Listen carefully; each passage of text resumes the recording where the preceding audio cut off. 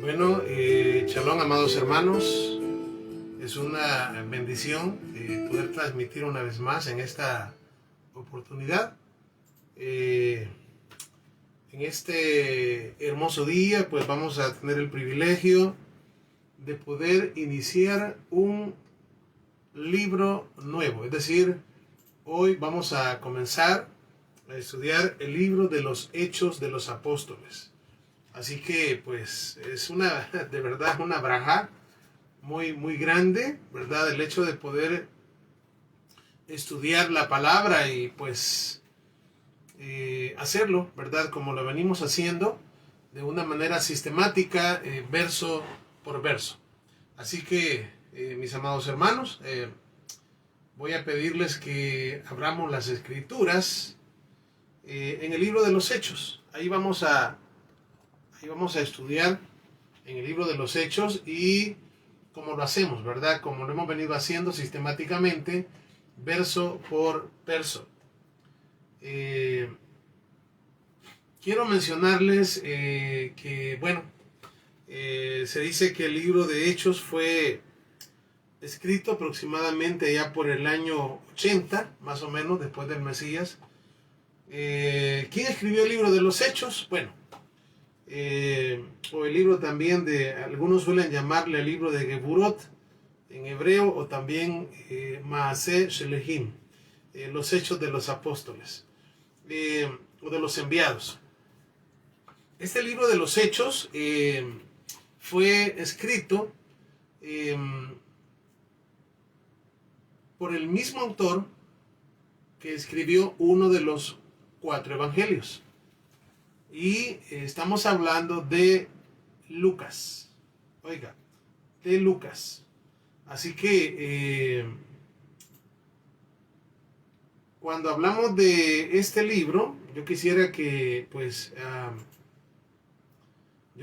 abriéramos las escrituras para que veamos ahí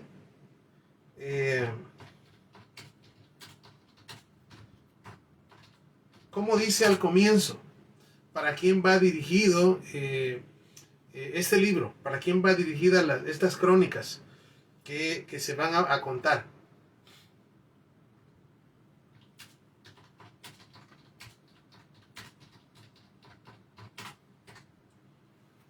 Y pues estamos hablando Estamos hablando de Lucas. Lucas, bueno, está Mateo, Marcos, Lucas y Juan. Y es Lucas, fíjense bien, el que fue, vamos a decir, el que escribió. Quiero corregir algo. No es en el año 80, fue ya por el año 60. 60, por ahí 60, 65.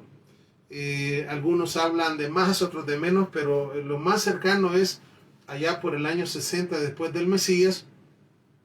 ¿Y qué es lo que nos da, por decirlo así, la pauta para que nosotros creamos que el libro de Hechos fue escrito por Lucas? Y es lo siguiente. Fíjense bien, vamos a comenzar a leer. Solo les voy a leer el verso 1 del libro, o sea, Hechos capítulo 1 y verso 1. Y aquí van a darse cuenta ustedes para quién va dirigida. Vamos a ver para quién va dirigido. Vamos a ver.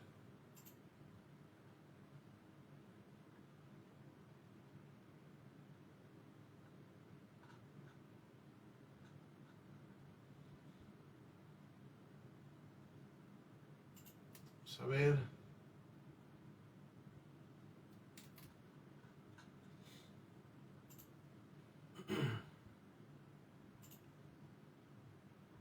Sí, aquí exactamente en el primer pasaje. Y después de esto, nos vamos a ir a leer Lucas 1. Dice así, Hechos 1:1. Dice, en el primer tratado, oh Teófilo, hablé acerca de las cosas que Yeshua comenzó a hacer y enseñar. Si se dan cuenta, pues, aunque no sabemos a ciencia cierta quién fue Teófilo, así, no sabemos a ciencia cierta quién fue Teófilo, se hace pensar de que era una persona, digamos, de la nobleza,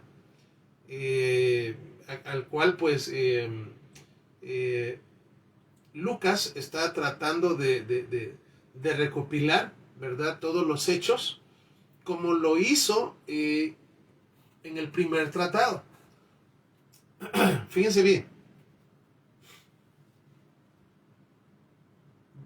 En el verso 1 dice, en el primer tratado, oh Teófilo, ok, en el primer tratado. Ese primer tratado, porque le dice, hablé acerca de las cosas que Yeshua comenzó a hacer y enseñar. Vean, vamos a irnos a Lucas. Vamos a irnos a Lucas capítulo 1 y verso 1.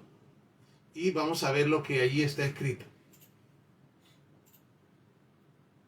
Vean, Lucas 1:1 dice, puesto que ya muchos han tratado de poner en orden la historia de las cosas que entre nosotros han sido ciertísimas, tal como nos lo enseñaron los que desde el principio lo vieron con sus ojos y fueron ministros de la palabra, me ha parecido también a mí, después de haber investigado con diligencia todas las cosas desde su origen, escribírtelas por orden, oh excelentísimo Teófilo. Como ustedes pueden ver, este es el primer tratado al que se refiere Hechos capítulo 1 verso 1. Cuando dice, en el primer tratado yo pues traté de hacerlo mejor, ¿verdad? Y de exponerte todas las cosas que Yeshua hizo. Y nos vamos aquí y aquí está el primer tratado. Entonces el primer tratado sería Lucas. En todo caso, bien pudiésemos hablar al hablar de hechos, así les digo en forma de broma, bien pudiésemos estar hablando de segunda de Lucas, ¿verdad? De segunda de Lucas, porque Hechos es el segundo tratado, ¿verdad? Es el segundo tratado que Lucas envía a este Teófilo, ¿verdad? O bien podría ser también Lucas, bien podría ser también Primera de Hechos. Bueno, el punto es de que era de, ¿cómo decir?, de tocar esta parte porque, pues, si bien es cierto, muchos ya lo sabíamos, habíamos algo otros que, pues, no lo sabíamos, pero son datos que yo considero importantes. Así que vamos a continuar. Esto está maravilloso. Dice, vamos a seguir con el verso 2. Dice así. Hechos capítulo 1 y el verso 2. Dice,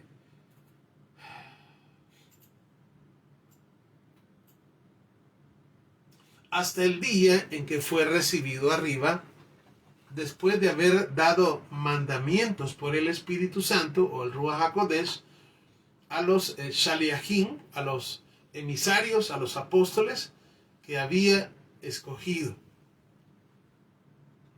a quienes también, después de haber padecido, se presentó vivo con muchas pruebas indubitables, ¿verdad? Algo, por decirlo así, sin duda alguna, con muchas pruebas. ¿Cuándo? Bueno, cuando nuestro amado Mesías resucitó y se le apareció a los discípulos.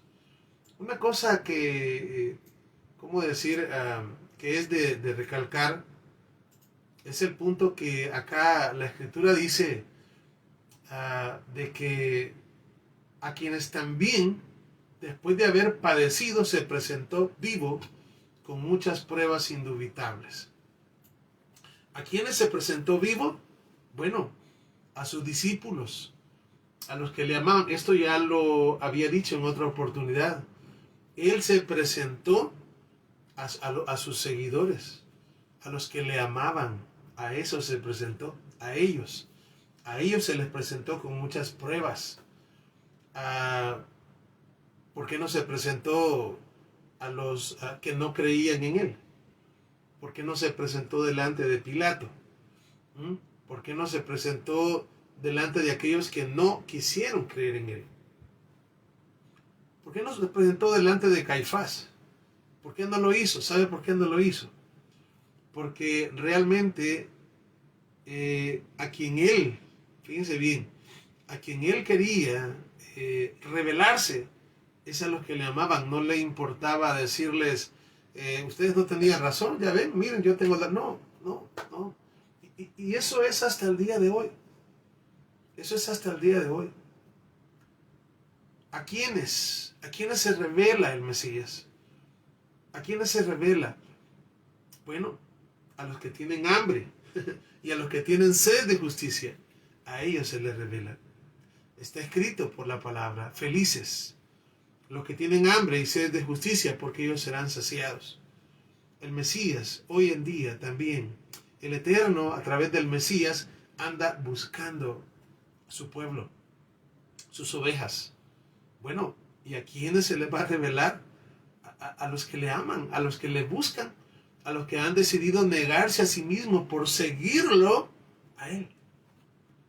Vean, esto es lindo porque queremos nosotros tener más revelación de su palabra, queremos entender más las cosas. Bueno, tenemos que negarnos a nosotros mismos. Tenemos que, ¿cómo decirles? Como él bien lo dijo, y lo dijo clarito, el que quiera venir en pos de mí, niéguese a sí mismo, tome su cruz y sígame. Queremos tener más revelación, neguémonos a nosotros mismos. Vivamos para el Eterno, vivamos por medio del Espíritu.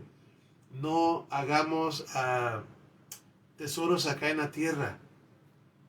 Tratemos la manera de dedicar el tiempo para las cosas que verdaderamente valen la pena. Y pues también, ¿verdad? Oremos mucho también por los demás. Pidamos por la restauración de todas las cosas. Amemos al Eterno, amemos al prójimo, amemos a nuestros hermanos. Si no hay en nosotros ese cuidado, pues obviamente no, tampoco va a haber en nosotros, ¿cómo decir? Humildad. porque la palabra dice que el Eterno a los altivos los mira de lejos, pero al humilde, al que tiembla su palabra, a él lo mira de cerca. Así que, y a él le da gracia también. Por eso es que acá la Escritura nos dice que después de haber padecido se presentó vivo con muchas pruebas indubitables, apareciéndoseles a los que le amaban durante 40 días y hablándoles acerca del reino de Elohim, del reino de Dios. Vean, qué impresionante es esto. Dice la Escritura de que nuestro amado Mesías se apareció durante 40 días. Es decir, después de la resurrección, estuvo 40 días. 40 días. Y la pregunta es, ¿de qué les estuvo hablando esos 40 días? ¿De qué les estuvo hablando esos 40 días? Porque prácticamente, ¿verdad? Podemos decir que estuvo esos primeros 40 días del conteo del Omer, ya que luego de la resurrección, ¿verdad? Se hace el conteo para llegar a la fiesta de Shavuot, y justamente en esos 40 días, que se fue faltando 10 días ya para la fiesta, dice que les hablaba del reino de Elohim, del reino del Eterno. Ya hemos dicho ya a través de, no de una ni de dos, sino a través de varias enseñanzas, que cuando las Escrituras hablan acerca del reino del Eterno, estamos hablando del reino de Israel. El reino del Eterno, el reino de Dios, es el mismo reino de Israel. ¿Y qué pasó con el reino del Eterno? Bueno, ese reino se dividió en dos. ¿Quién era el rey sobre aquel reino en aquellos tiempos? Aquel rey cuyo nombre significa amado, David. ¿Y qué sucedió con ese reino? Porque el Eterno era el rey primero, y luego Samuel fue y le dijo al Eterno lo que estaba pasando, y el Eterno le dice, no llores, no te han desechado a ti, a mí me han desechado para que no reine sobre ellos. Así que el primer rey de Israel es el Eterno. Y luego pues se pone a Saúl. Saúl no funciona, se pone a David sobre el reino del Eterno. Y a David se le hacen las promesas. Y una de ellas, y la tenemos obviamente la tenemos en Samuel capítulo 7, segunda de Samuel capítulo 7, está el pacto davídico. Y también lo tenemos en el libro de Lucas 1:32 y 33, donde está escrito que a David se le hizo la promesa de que un descendiente, un hijo de él, se sentaría en su trono y reinaría sobre Israel para siempre, y su reino no tendría fin. Vea qué lindo esto, qué maravilloso. ¿Por qué? Porque es el Mesías el que se va a venir a sentar sobre el trono de David. ¿Y sobre quién reinaba David? Sobre las 12 tribus de Israel. Por lo tanto, eso fue, ¿qué pasó con ese reino? Conocemos la historia, el reino se dividió, el reino del norte, el reino del sur, 10 tribus fueron lanzadas a la dispersión, el reino del norte, ese es el reino del sur, el reino del norte, fue lanzado a la dispersión, 10 tribus, luego las otras 2 tribus, que son el reino del sur, también fue a la dispersión, estuvieron 70 años cautivos en Babilonia, luego regresaron. Después, cuando regresan, es ahí donde se les comienzan a llamar judíos. Y bueno, tenemos toda la historia, ¿verdad?, que nos cuenta que los reinos estuvieron divididos, y hasta el día de hoy se mantienen divididos. Se mantienen divididos. Entonces, pero cuando uno, por ejemplo, dice, ¿qué les enseñaba el Mesías cuando él estaba acá? Cuando él en los 3 años y medio de su ministerio, dice que les hablaba del evangelio del reino, y les hablaba del evangelio del reino, y les hablaba del evangelio del reino. O sea, ¿de qué les hablaba? Les hablaba de lo que vendría, les hablaba de la recompensa, les hablaba de lo que Abraham tenía en su mente y en su corazón. Cuando dice la palabra que Abraham, nuestro padre, dice que él tenía su mirada en la patria celestial, es decir, en el premio. ¿Y cuál es el premio?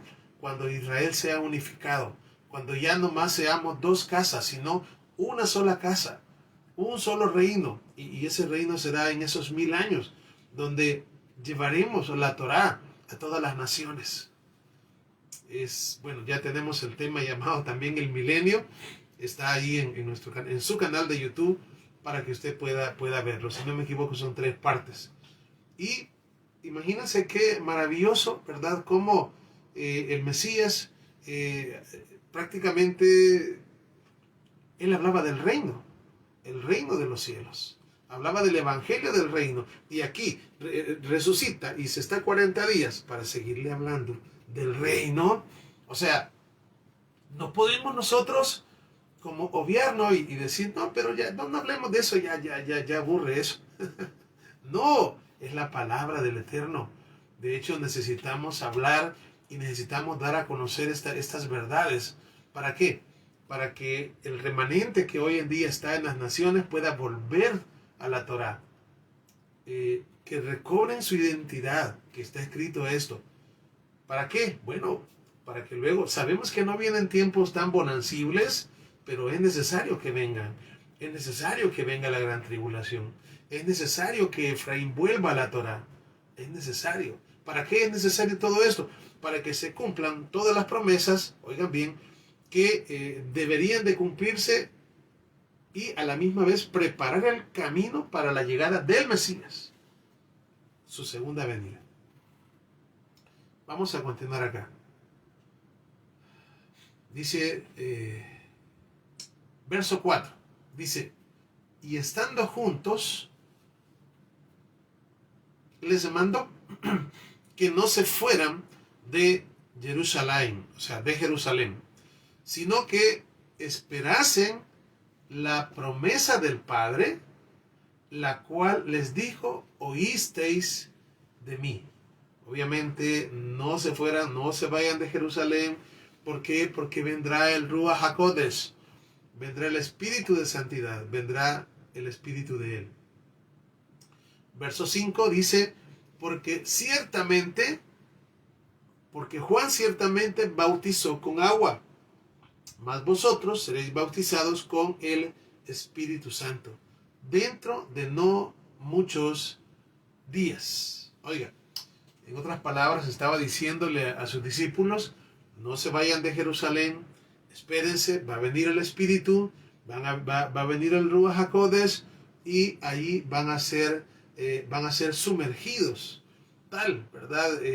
Lo que se quiso hacer allá cuando se entregaron las tablas de la Torá, cuando se entregó la Torá en el monte Sinaí, pues algo parecido va a pasar. Y ya vamos a ver, cuando vayamos allá, cuando entremos al segundo capítulo, vamos a hablar un poquito de ello.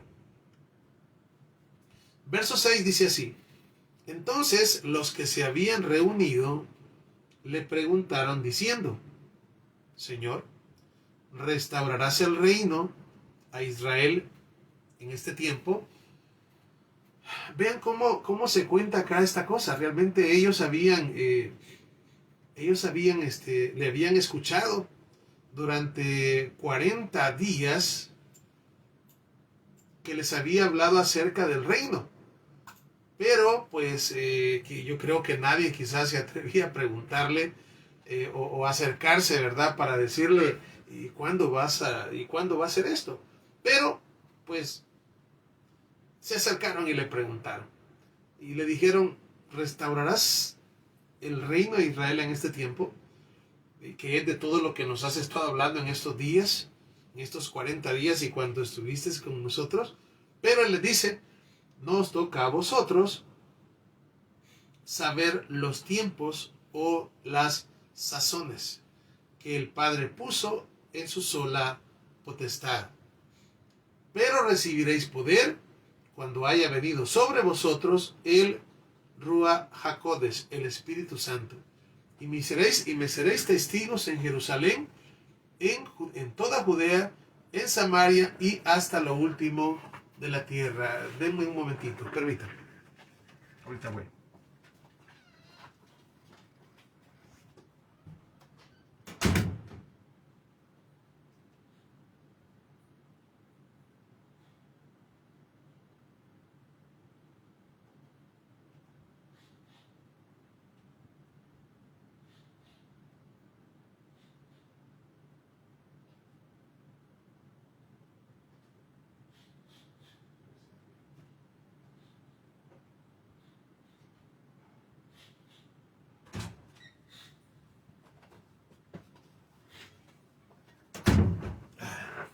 Perdón, aquí estoy de nuevo. Entonces, leíamos en el verso 7, en el verso 7 y el verso 8, vean, dice el verso 8, pero recibiréis poder. Oiga, pero recibiréis poder. ¿Poder? ¿Para qué iban a recibir poder? Y luego dice, cuando haya venido sobre vosotros el Ruach HaKodesh, el Espíritu de Santidad, el Espíritu Santo.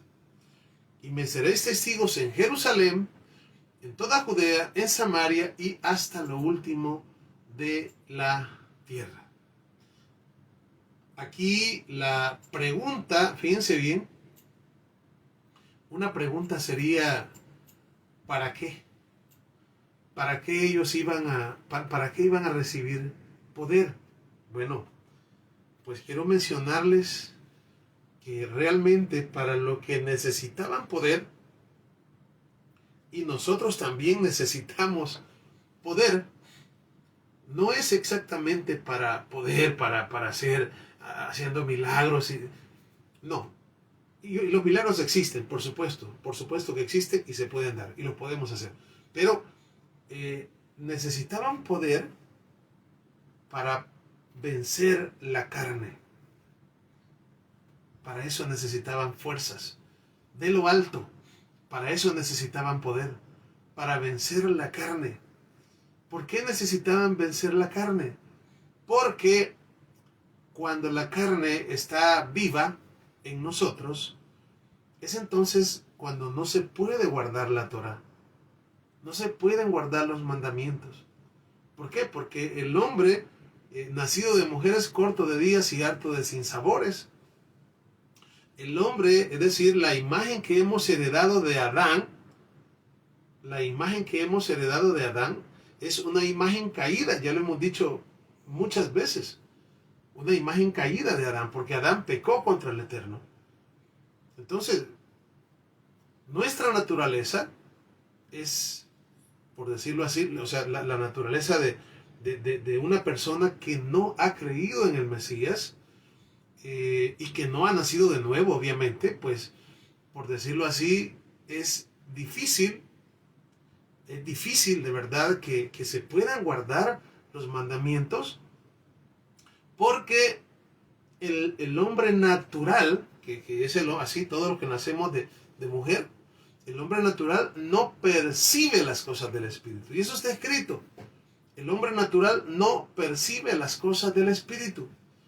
El hombre natural no comprende, no entiende, ¿verdad? Y esas si no me equivoco, cuando estuvimos estudiando la carta de los Romanos, capítulo 6, 7 y 8, hablamos de todo esto.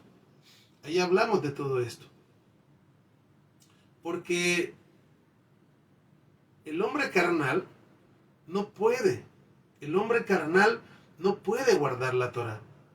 ¿Por qué no puede guardar la Torah? En primer lugar, porque no hemos nacido de nuevo y todavía está el viejo hombre, mientras, o sea, el hombre con la naturaleza caída de Adán, con esa imagen, porque Adán fue creado a la imagen del Eterno, pero Adán transgredió la ley de Dios, transgredió la Torah y pecó y fue sacado del jardín del Edén, y luego pues su imagen, esa imagen que tenía del Eterno, santo, como el Eterno es santo, Kadosh, perdió esa imagen.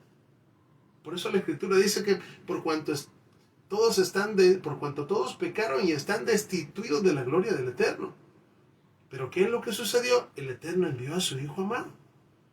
El Eterno envió a su Hijo amado a enseñar, a sufrir, a morir y luego resucitar, que es la obra del Mesías, para que luego después de que Él resucitara, viniese el Espíritu de Él sobre nosotros y ahora nosotros pudiésemos nacer de nuevo.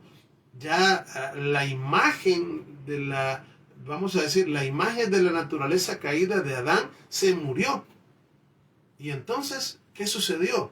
Nació una nueva criatura y esa criatura ya nace conforme a la imagen del Mesías. Fíjense bien, qué plan, ¿no? Qué plan más bello y maravilloso, que uno lo alcanza a entender un poquito, pero con ese poquito yo estoy feliz. No digo con eso, hay mucho más y yo sé que el Eterno es posible, ¿no? Y yo creo que sí. Yo sé que muchas cosas más se las va a revelar a ustedes también, ¿verdad? Pero con lo poquitito que el Eterno me ha dado, yo me siento feliz por eso. ¿Verdad? No quiere decir que significa de que ya no quiero. Por supuesto, siempre le sigo pidiendo al Eterno que me dé y que nos dé también esa sabiduría que viene de lo alto para poder, pues, para que nuestra vida tenga sentido y podamos decir, para mí el vivir es Mashiach. Porque el hecho de tener al Eterno, tener al Mesías, tener su Torah, tener su palabra, eso es lo que le da sentido a nuestras vidas. Si no, nuestras vidas no tuvieran sentido. Eso es lo que le da sentido, eso es lo que le da gozo a nuestra alma, a pesar de todo. Con todo y lo que pasemos, ¿verdad? Que me puedan contar y decir que pasamos momentos difíciles y atribulados y momentos de prueba, y sí, y eso también es parte de la vida. Es parte de la vida. Como se lo dijo el Eterno a la nación, a nuestro pueblo que había salido de Egipto, le dijo, todos estos 40 años, ya está en Deuteronomio capítulo 8, te he traído ¿para qué?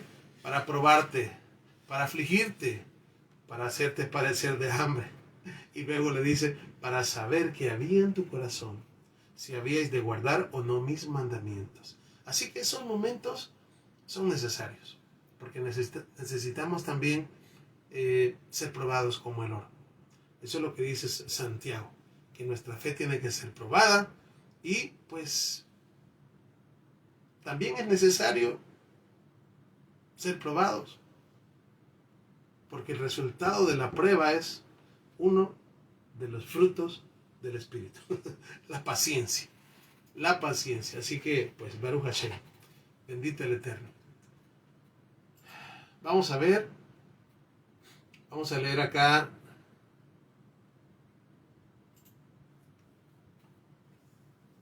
Vamos a leer estamos en el libro de Hechos y leímos en el capítulo 1 del libro de los Hechos y el verso 8. Vamos con el verso 9. Dice, y habiendo dicho estas cosas, viéndolo ellos, fue alzado y recibido en una nube. Lo recibió una nube que le ocultó de sus ojos. Y estando ellos con los ojos puestos en el cielo, entre tanto que él se iba, he aquí se pusieron junto a ellos dos varones con vestiduras blancas, los cuales también les dijeron, varones galileos, ¿por qué estáis mirando al cielo? Este mismo Yeshua, que ha sido tomado de vosotros al cielo, así vendrá como le habéis visto ir al cielo. Y estas mismas palabras que estos mensajeros del Eterno les dijeron a sus discípulos, también son nuestra esperanza. Esa es nuestra esperanza. Eso es algo de lo que todos los días tenemos nosotros que pensar. Y todos los días tenemos que analizar eso. Y tenemos que desear y tenemos que amar el día en que nuestro Mesías regrese. Pero la palabra dice que cuando nuestro amado Mesías vuelva, todo ojo le verá. La palabra dice que cuando el Mesías se manifieste y venga en las nubes con poder y gran gloria, dice que todas las tribus de la tierra se lamentarán. Bueno, y entonces nosotros también. No, nosotros no. Se van a lamentar, los que no le conocen. Se van a lamentar aquellos que no quieren saber nada de Él. Pero nosotros, no, nosotros vamos a estar muy felices, muy contentos. ¿Por qué? Porque si estamos vivos, que así sea, Baruch Hashem, pues vamos a hacer, nuestros cuerpos van a ser transformados. Este cuerpo corruptible se va a vestir de incorruptibilidad y seremos como Él. Así, y en un abrir y cerrar de ojos. Ahora, pues si ya estamos descansando en el polvo de la tierra, pues entonces ahí nos va a resucitar de en medio de los muertos. Eso es lo que decía el apóstol Pablo. Eso es lo que decía. Y eso es lo que decía y eso es lo que es. ¿Verdad? Porque esa es nuestra esperanza.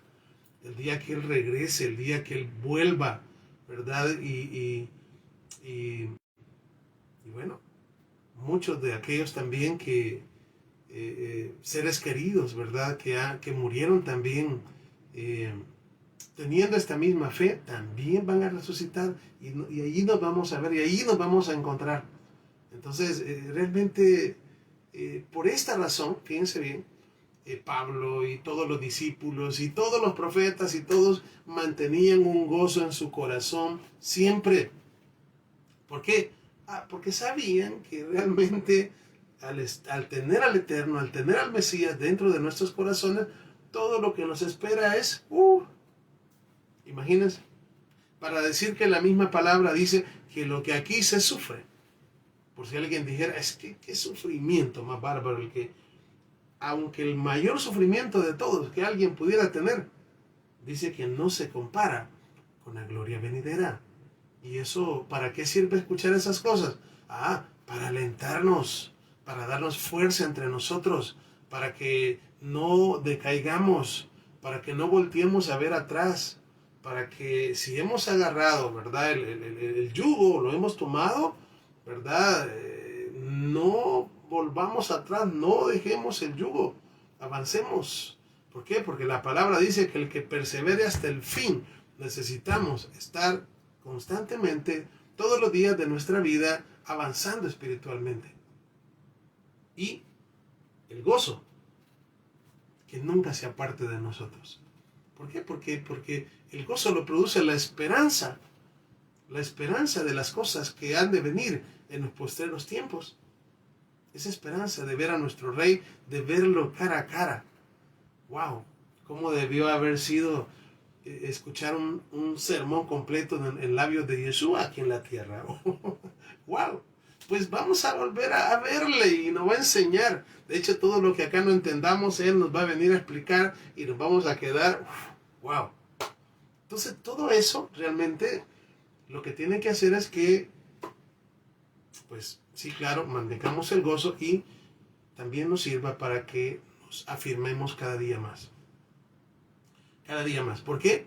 Porque sí, hemos recibido la salvación y la salvación es gratis. La salvación es el regalo más grande.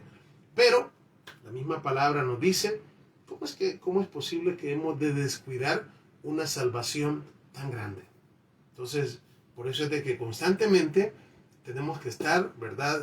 Prestos, porque el espíritu está presto, la carne es débil, pero el espíritu está presto. Por tanto, tenemos que alimentar esa parte del espíritu constantemente. ¿Por qué? Porque si no alimentamos el espíritu, entonces sí, de verdad, sería un error grandísimo. Y ya sabemos cómo alimentarlo. Vamos al verso 12. Dice así. Entonces volvieron a Jerusalén desde el monte que se llama del Olivar, el cual está cerca de Jerusalén. Vean ustedes, voy a repetir al 12. Entonces volvieron a Jerusalén desde el monte que se llama el Olivar, el cual está cerca de Jerusalén, camino de un día de Shabbat. Vean, aquí hay un par de cosas muy interesantes.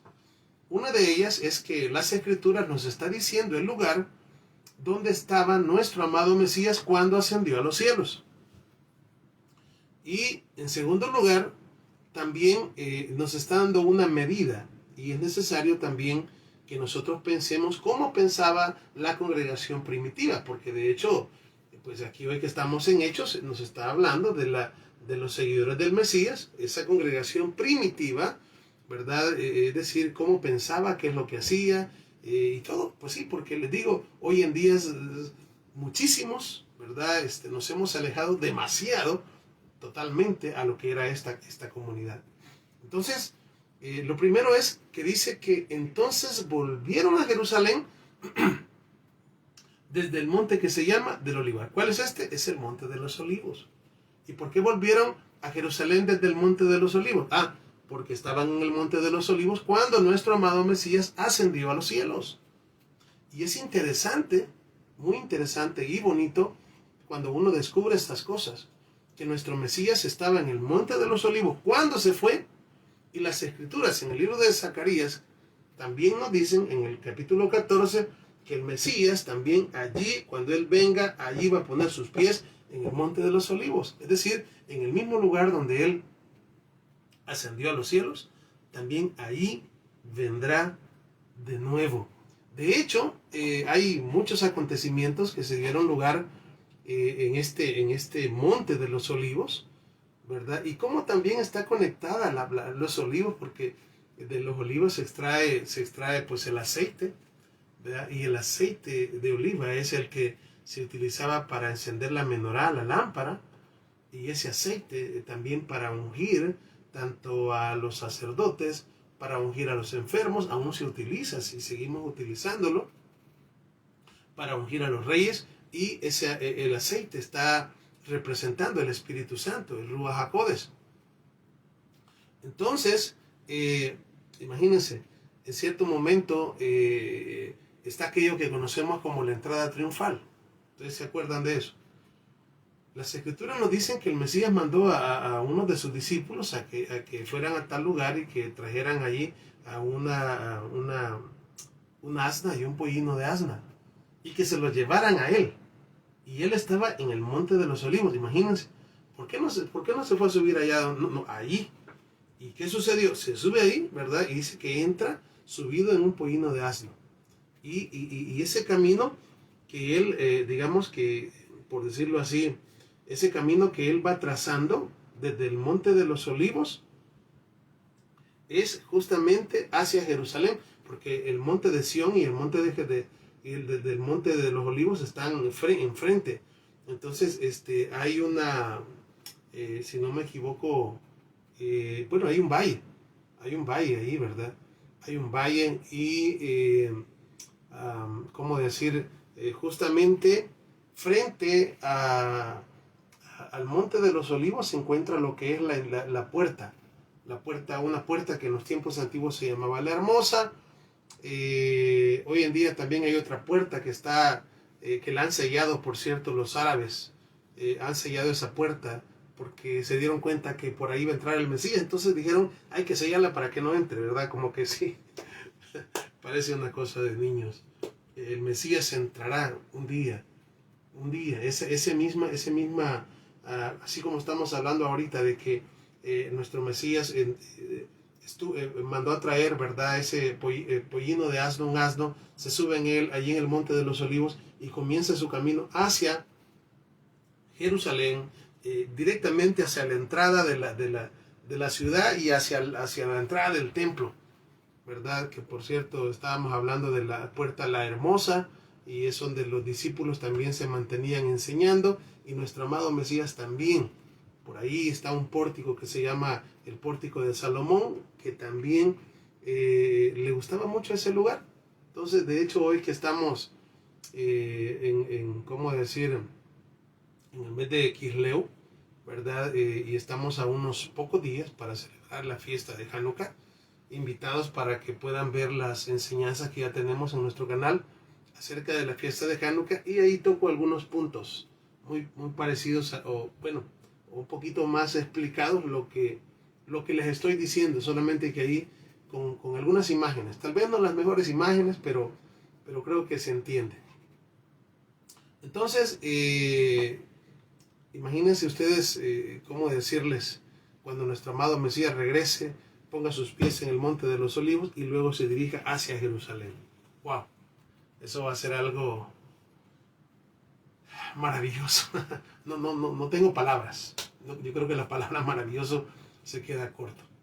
Bueno, la otra parte que les decía es que dice que están ambos lugares, tanto el Monte de los Olivos como Jerusalén o el Monte de Sión, dice que está en camino de un día de reposo, o camino de un día de Shabbat. Vean la forma de cómo Lucas habla, ¿verdad? O sea, ¿por qué decían así?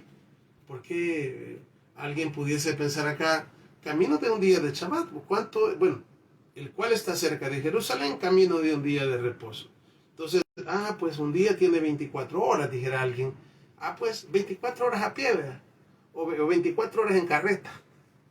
No es esa la respuesta, porque entonces aquí pudiese decir camino de un primer día de la semana, o camino de un tercero, digo, porque antes no tenían días, nombre, domingo, lunes, martes. Alguien pudiera decir camino de un martes, pero camino del tercer día de la semana, camino de un cuarto día de la semana, porque todos los días tienen 24 horas, como el día de Shabbat también. Entonces, cuando acá dice que el Monte de los Olivos está a una distancia de un día, camino de un día de Shabbat, camino de un día de reposo, de Shabbat, lo que está diciendo acá es que había una distancia máxima que se podía andar a pie el día de Shabbat. ¿Y cuál era esa distancia? Bueno, traduciéndola hoy, ¿verdad? Es aproximadamente 1.2 kilómetros. 1.200 metros. Esa es la medida. Es lo máximo. Si alguien caminaba más de 1200 metros o de 1.2 kilómetros, transgredía el Shabbat.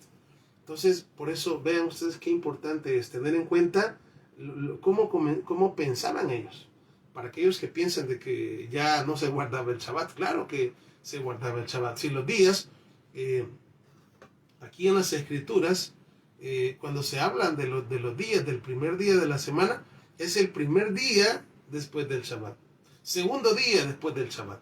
Tercer día después del Shabbat. Cuarto día después del Shabbat. Así, cuando aparece el primer día de la semana en el griego, así aparece. O sea, es decir, que el Shabbat siempre fue para ellos el centro. Todo circulaba a través del Shabbat. Primer día después del Shabbat. Segundo día después del Shabbat. Tercer día después del Shabbat. Cuarto día después del Shabbat. El Shabbat era el centro. Y sigue siendo nuestro centro también. El día santo, el día bendito del Eterno. El día de nuestra alegría. El día de nuestra gozo. Bueno. Luego dice, verso 13, y entrados subieron al aposento alto donde moraban Kefa, o sea, Pedro, Jacobo, Juan, Andrés, Felipe, Tomás, Bartolomé, Mateo, Jacobo, hijo de Alfeo, Simón el Celote, y Judas, hermano de Jacobo. Jacobo es Santiago. Todos estos perseveraban unánimes en oración y ruego, con las mujeres y con Miriam, la madre de Yeshua, y con sus hermanos. Vean qué bonito esto. Dice que todos ellos perseveraban. ¿Perseveraban? ¿Qué es perseverar? Es no parar. Es continuar. Es ser constantes. No mirar para atrás, como la mujer de Lot, ¿verdad? Que es uno de los 12 recuerdos diarios. Nada de ver para atrás ni para agarrar impulso, dicen por acá. Perseverar, avanzar. ¿Por qué? Porque dice que la luz del justo es como la luz de la aurora. La vida del justo es como la luz de la aurora que va de aumento en aumento hasta que el día es perfecto. Y luego, ¿a quién queremos parecernos? A Yeshua, porque Él es el varón perfecto. Él es nuestro blanco perfecto al cual tenemos que seguir. Luego dice acá la Escritura, unánimes en oración y ruego con las mujeres. Qué bonito, vean, por eso es necesario que nosotros igual nos mantengamos unánimes en oración, orando los unos por los otros. Por eso es que tenemos que saber cómo estamos, cuáles son las peticiones, qué es lo que necesitamos, qué le está pidiendo usted al Eterno. Cuénteme. Digo, o sea, la hermandad, como hermanos, tenemos que saber un poquito de nosotros mismos para ponernos en sintonía y pues orar por una misma causa. Tenemos nosotros, cuando oramos, tenemos una llave que nuestro amado Mesías nos dejó. Él lo dijo, está la llave. ¿Verdad? Todo lo que aten en la tierra será atado en los cielos, y lo que desaten también será desatado en los cielos. Pero esa llave debe de ser usada en conjunto. No solo uno, no solo en conjunto, unánimes. Por eso es importante orar los unos por los otros, y pues también conocernos y saber, ¿verdad? Cómo estamos, y saber qué es lo que vamos a poner en las peticiones. No simplemente conocernos como el hermano X, o la hermana X, o el hermano que saber cómo se llama. No, o sea, tenemos que conocernos, aprendernos los nombres de nuestros hermanos, los nombres de sus hijos. Sí, aunque algunas veces nos cuesta, porque a veces somos un poquito decían antes, cabeza de chorlito, decían, la cabeza dura, o hay veces con los años que se nos van olvidando las cosas, pero no, tenemos que hacerlo, y obviamente siempre podemos hacerlo. Tal vez requiere un poquito más de esfuerzo, tal vez antes solamente con decirnos y ya, hoy hay que apuntarlo, y no solo apuntarlo, sino que hay que leerlo un par de veces hasta que se nos quede. Entonces, esto es muy, muy bonito, porque se dice que esta congregación primitiva perseveraban unánimes en la oración y ruego con las mujeres y con Miriam, la madre de Yeshua, y con sus hermanos, los hermanos también de Yeshua. 15. En aquellos días Pedro se levantó en medio de los hermanos, o sea, Kefa, y los reunidos eran como 120 en número, y dijo: varones hermanos, es necesario que se cumpliese la escritura que el Ruach HaKodesh habló antes por boca de David acerca de Judas. Fue guía de los que prendieron a Yeshua, y era contado con nosotros, y tenía parte en este ministerio. Hablando de Judas Iscariote. Este pues, con salario de su iniquidad, adquirió un campo, y cayendo de cabeza se reventó por la mitad, y todas sus entrañas se derramaron. Y fue notorio a todos los habitantes de Jerusalén, de tal manera que aquel campo se llama en su propia lengua Aceldama, que quiere decir campo de sangre, porque está escrito en el libro de los Salmos, o Tejilín: sea hecha desierta su habitación, y no haya quien more en ella, y tome otro su oficio. Es necesario, pues, que de estos hombres que han estado juntos con nosotros todo el tiempo, que el Señor Yeshua, que el Adón Yeshua, entraba y salía entre nosotros, comenzando desde el bautismo de Juan hasta el día en que entre nosotros fue recibido arriba, uno sea hecho testigo con nosotros de su resurrección. Y señalaron a dos: a Yosef, llamado Barsabás, que tenía por sobrenombre Justo, y a Matías.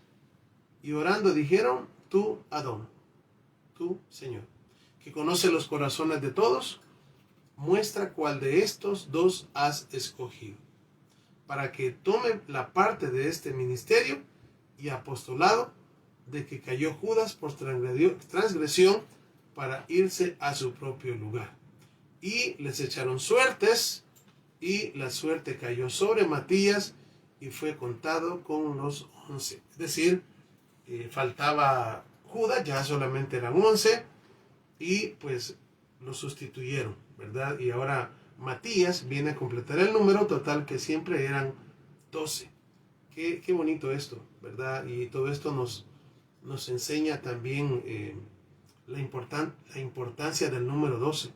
El número 12 tiene que ver con Israel, ¿verdad? Con las 12 tribus de Israel. Por eso encontramos algunas, por ejemplo, en el Nuevo Testamento, en el Brit Hadashah, una mujer que tenía flujo de sangre. ¿Cuántos años tenía? 12, representa a Israel. Hay una niña también a la que se resucitó. ¿Se recuerdan de esa niña que se le dijo Talita Kumi, nuestro amado Mesías? ¿Cuántos años tenía? Exactamente. Estamos hablando de Israel. Y es así como pues terminamos, ¿verdad?, de estudiar este primer capítulo. Así que esta es la primicia del libro de los Hechos, ¿verdad? En donde pues con ayuda del Eterno, si nuestro Padre lo permite, el día de mañana, diría yo que a la misma hora, yo siempre les pongo un anuncio, vamos a estudiar el capítulo número 2 de este precioso libro.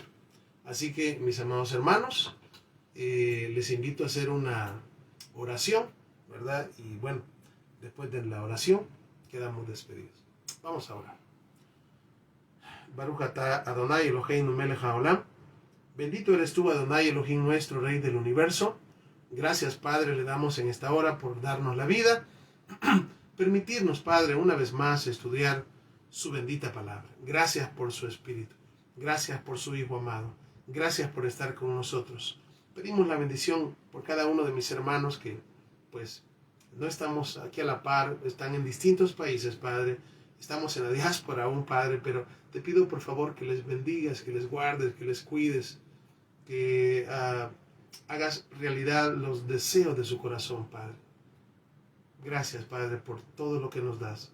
Si hay hermanos enfermos, que los hay, y tengo nombres, Padre, en mi mente, te suplico por favor que seas con ellos. Gracias por todo lo que nos das. Gracias por ser un Elohim bueno y maravilloso. Gracias por darnos a su Hijo amado, a nuestro amado Mesías, que sin Él no tendríamos vida. Pero gracias a su gran misericordia y su gran amor con que nos amó, ahora pues podemos estar muy felices y con mucho gozo de que pues podemos tener vida y vida en abundancia. Gracias, Padre, en el nombre de Yeshua, elevamos nuestra oración en esta oportunidad y decimos amén y amén. Bien, mis amados hermanos, gracias una vez más por acompañarme en vivo, ¿verdad? Es una bendición siempre. Y pues para los que van a ver en diferido en el canal de YouTube, espero que esto sea una bendición también para ustedes. Que el Eterno les bendiga, que el Eterno les guarde y Shalom Ubrahot. Paz y bendiciones.